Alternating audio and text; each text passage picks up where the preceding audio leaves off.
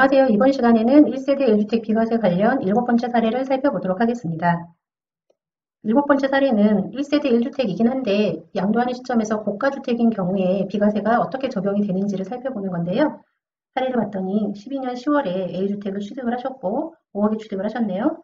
한 11년 동안 보유 및 거주를 하셨습니다. 이 주택을 양도하는 시점에서는 조정 대상 지역이었고요. 양도 가액이 20억입니다. 1세대가 양도일 현재 1주택을 가지고 있고 그 주택을 2년 이상 보유했다면 기본적으로 비과세 요건을 충족했다고 보죠. 근데 취득하는 시점에서 조정 대상 지역이었다라고 한다면 2년 거주도 하셔야지 비과세가 가능합니다. 취득 시점이죠. 그리고 양도하는 시점에서 양도 금액이 12억 원을 초과하면 12억을 초과하면 양도 차익 중 12억 초과분에 대한 부분을 안분해서 그 부분에 대해서는 양도세를 과세를 합니다. 12억 이하인 경우는 양도 가액이 12억 원 이하라면 전부 비과세가 되지만 양도 가액이 12억 원을 초과하는 상황이라면 그 초과분에 해당되는 양도 차익만큼은 양도세를 과세하겠다라는 부분이에요. 양도 가액이 12억을 초과한다고 해가지고 전체 양도 차익에 대해서 양도세가 과세되는 게 아니고요. 전체 양도 차익 중 12억 원 초과 부분에 대한 양도 차익을 안분을 해서 거기에 장기 보유하신 부분에 대한 특별공제를 적용을 해줍니다. 그래서 양도 차익 12억 초과분에 대한 양도 차익을 계산을 하고 여기에서 장기 보유 특별공제까지 적용을 한 다음에 그 부분에 대해서 이제 양도세가 과세가 되는 이런 상황이죠. 12억 원 초과분 양도 차익에서 공제되는 장기 보유 특별공제라고 말씀드렸죠. 이 장기 보유 특별공제는 그 주택에서 거주했는지에 따라서 달리 적용이 됩니다. 전체 보유기간 중에 2년 이상 거주한 경우에는 실거주 목적의 보유로 봐서 그 우대 공제율을 적용을 해주는데요. 예, 표 2입니다. 해당 주택에서 거주하지 않았거나 2년 미만 거주한 경우라면 그냥 일반 공제율이 적용이 되는 표 2를 적용을 해주고 있습니다. 표 2는 최대 80%까지 공제가 되는 반면 표 1은 최대 30%만 공제가 되기 때문에 차이가 좀 크죠. 근데 주의하실 점은 1세대 1주택자라고 해서 모두 표 2를 적용을 해주는 게 아니고요. 해당 주택에서 2년 이상 거주한 경우에만 우대 공제율인 표 2를 적용한다는 거예요. 그리고 이 표 2는 오래 거주할수록 더 많은 우대율을 적용받을 수 있는 그런 구조로 되어 있기 때문에 실제로 거주할 목적이 분명하고 투기 목적 없이 1세대 1주택을 오랫동안 보유하고 거주하신 경우에는 80%까지 양도 차익의 80%까지 공제받을 수 있도록 지원을 해주고 있습니다. 사례를 한번 보시면 사례 양도세를 한번 계산을 해보려고 하는데요. 편의상 다른 기타 비용은 없다라고 가정을 하겠습니다. 양도세는 양도 차익에 대해서 과세가 된다고 그랬죠. 양도 차익은 양도 가액, 즉 여기서는 20억이겠죠. 여기에서 취득 당시에 취득가액을 공제를 해줍니다. 취득가액이 5억이었죠. 자, 이 부분이 양도 차익이 되는 건데요.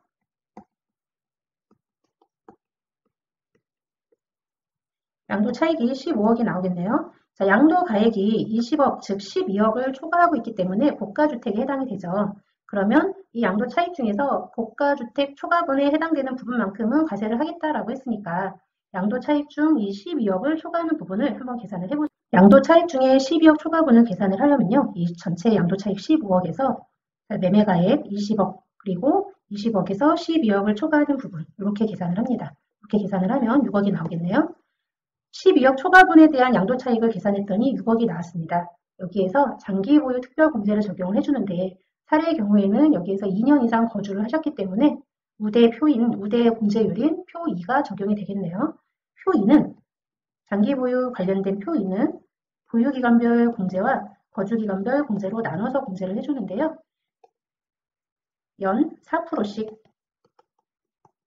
공제를 해주고요. 최대 80%를 적용을 해줍니다. 해당 상황에서는 11년을 거주하고 보유하셨지만 최대 40%가 적용이 되기 때문에 80%가 적용이 되겠네요. 그래서 장기 보유 공제는 이 6억에서 80%를 제한 차액 1억 2천. 자, 1억 2천에 대해서 양도소득 금액이다라고 얘기를 합니다.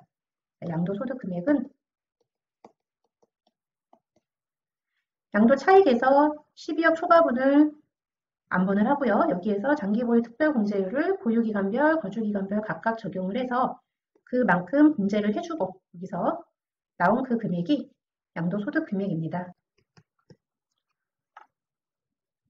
기본적으로 기본공제가 연간 250만 원이 되고 있죠. 자, 250만 원 기본공제를 적용을 하면 이제 이게 과표가 되는 겁니다. 이게 과표가 되면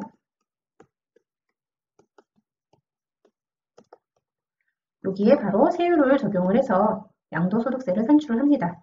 세율은 지금 35% 구간이고요. 누진공제액 1,544만 원이 적용이 됩니다. 자, 양도소득세를 계산을 해봤더니 양도세는 2,568만 5천 원이 나오고요. 여기에 플러스 10%에 해당되는 지방소득세까지 납부를 하셔야 돼요.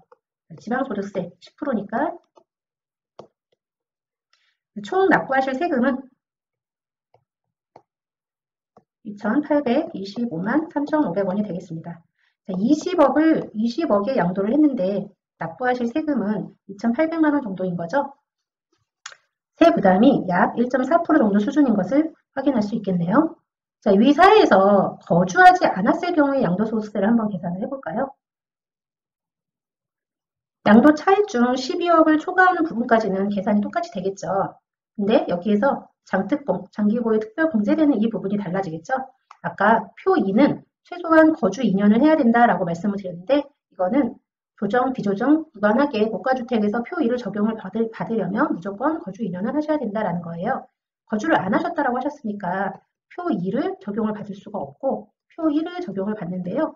표 1 같은 경우에는 1년에 2%씩 총 최대 30%를 적용을 해줍니다. 같은 경우에는 22% 적용이 되겠네요. 그래서 6억의 22%만큼을 공제한 나머지 금액이 양도소득 금액이 되는 거죠. 양도소득 금액은 4억 6,800만 원이 나옵니다. 자, 여기서 나머지 이제 기본공제 250만 원 차감을 하고 그래서 세율을 적용을 하고 양도세가 산출이 되는데요. 이렇게 지방소득세까지 산출을 해보면 약 1억 7,628만 6천 원이 양도세로 나오네요. 자, 거주를 안 했을 뿐인데 똑같이 1세대 1주택자이지만 거주를 하지 않았을 뿐인데 방금 전에 계산한 금액하고 많이 차이가 나죠. 방금 전에 2,825만 3,500원. 1주택을 사고 거기에서 계속 거주를 하셨고 동일한 가격에 양도를 하셨는데 한 분은 거주를 하시고 한 분은 거주하지 않았을 경우에 세금 차이가 꽤 많이 나오죠. 거주하지 않았을 경우 실제 세부담이 약 8.8% 정도가 되는데요. 동일한 1세대 1주택자여도 거주 여부나 거주 기간에 따라서 오랫동안 실거주할수록 더 우대받고 있다는 걸 확인할 수 있습니다. 자, 만약에 사례에서 1세대 1주택이 아니고 2주택자였다면 양도세가 얼마나 나오는지 한번 계산을 해볼까요? 다주택자가 조정대상 지역에 있는 주택을 양도하는 경우에는 양도세가 중과가 됩니다. 이 중과세가 된다는 게 어떤 의미냐면요. 두 가지에서 지금 세율이 중과가 되고요. 그리고 장기보유 특별공제, 줄여서 장특공이라는 것을 적용하지 않습니다. 이 두 가지가 적용이 되는 걸 중과세 한다라고 얘기를 하는데요. 이 세율은 2주택자인 경우에는 20%포인트씩 추가 과세가 되고 3주택 이상인 경우에는 30%포인트가 추가 과세가 됩니다. 자, 이 부분은 세금을 계산을 해서 120%를 매기겠다, 세금을 계산해서 130% 매기겠다 이게 아니고요. 양도소득세는 기본적으로 과세 구간별로 세율이 누진 적용이 되고 있죠. 그래서 그 각 구간별 세율이 20%씩 다 올리겠다는 얘기예요. 세금 차이가 커지겠죠. 현재 24년 5월 9일까지 양도하는 분에 대해서는 중과세가 유예가 되고 있습니다. 중과세가 유예가 되고 있기 때문에 세율이 중과세율이 아니고 기본세율이 적용이 되는 거고요. 그리고 장기보유 특별공제도 적용을 해주고 있습니다. 정리를 하면 2주택자 이상 다주택자는 중과세 제도가 있는데 다주택자가 조정대상 지역에 있는 주택을 양도하는 경우에 중과세가 되는데 2주택자라면 20%포인트 세율이 올라가고요. 3주택자라면 30%포인트씩 세금이 올라가는데 중과세는 이 세율만 적용이 올라가는 게 아니고 장특공이라고 하는 부분이 적용 안 해준다 이런 거죠. 자, 근데 지금 24년 5월 9일까지 양도하는 경우라면 중과세를 유예해주고 있기 때문에 자, 유예한다는 얘기는 중과세 적용을 안 한다는 거잖아요. 그 얘기는 세율도 기본 세율이 적용이 되고, 그리고 단기보유 특별공제 해준다라는 얘기죠. 사례에서 2주택자인 경우 양도세를 저희가 계산을 해봤더니 이 두 가지 24년 5월 9일 이내에, 즉 중과 유예기간 내에 양도하는 경우에는 약 5억 정도가 세금으로 부과가 되고요. 그리고 이 유예기간이 지난 후에 중과세를 적용해 받는 경우를 계산을 해봤더니 약 10억 정도의 세금이 나오는 상황이에요. 자, 정리를 하면 동일하게 같은 날 취득을 하고 동일한 금액의 취득을 하고 양도를 하셔도 같은 금액의 양도를 해도 1세대 1주택이면서 2년 이상 거주했다 이런 경우하고 1세대 1주택자이지만 2년 미만으로 거주하거나 아니면 거주하지 않았다. 아니면 내가 2주택자이지만 중과 유예기간에 양도를 했다라는 경우하고 2주택자이고 유예기간 경과 후에 양도를 했다. 각각의 세금을 비교를 해보면 2,800 정도가 나오고요. 1억 7,600 정도가 나오고 여기는 약 5억 500 정도가 나오네요. 그리고 경과한 경우에는 대략 10억 정도의 세금이 나오고 있는 상황입니다. 동일한 양도 차익인데 본인의 상황이나 양도 시기 등에 따라서 세부담이 크게 달라지고 있다는 걸 확인하실 수 있죠. 양도할 계획이 있다면 반드시 사전에 다각도로 검토하시고 절세 기회를 잡기 바랍니다. 이번 시간에는 1세대 1주택 고가주택 양도인 경우에 양도소득세를 같이 살펴보았습니다. 감사합니다.